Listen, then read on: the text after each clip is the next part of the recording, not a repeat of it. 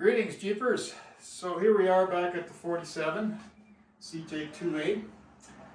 Before we get around to putting the motor in, what we're going to install here, and it's kind of important that you do that, is put in this starter motor bushing in the bell housing. You can just pound that in. What we all need, and what we also have here, is a frost plug that we'll install in the back once the bushing is in there. So it's a pretty simple process. In this case, we're using a 7/16 socket, and what we're going to do is pound out the old starter motor bushing, and it's kind of right in that position.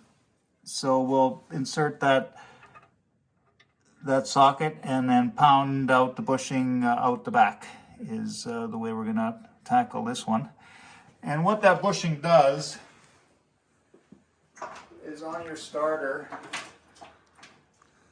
when we get it back on to the engine, the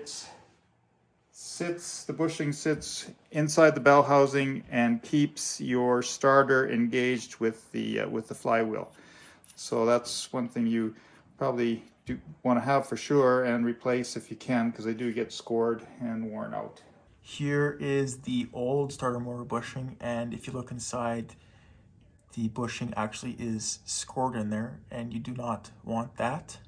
So now we'll install the new bushing. With a rag here and get some acetone, we'll just clean out our hole so we can get the new bushing installed. The first step we have to do is use some lube here, and we'll just lube up the outside of this bushing.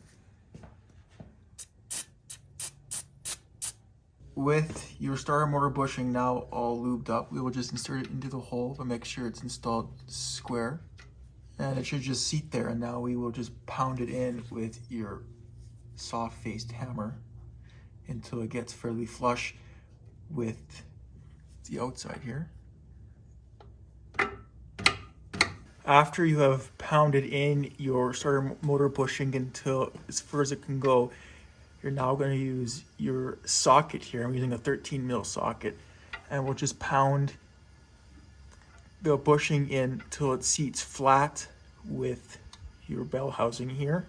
Once the bushing is flush with the surface of your bell housing here, you know it is installed correctly.